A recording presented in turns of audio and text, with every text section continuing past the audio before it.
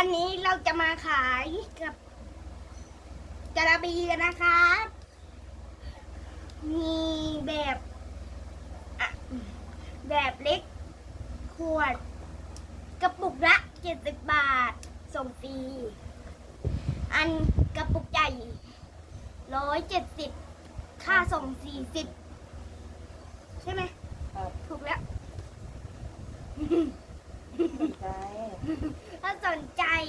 ทักมาได้นะที่ร้านช่างบอย เสียงแล้ว ถูกแล้วนะครับ เปิดดิเปิด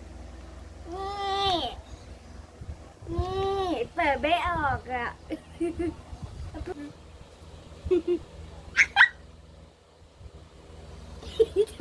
หยด เบบี้ควีน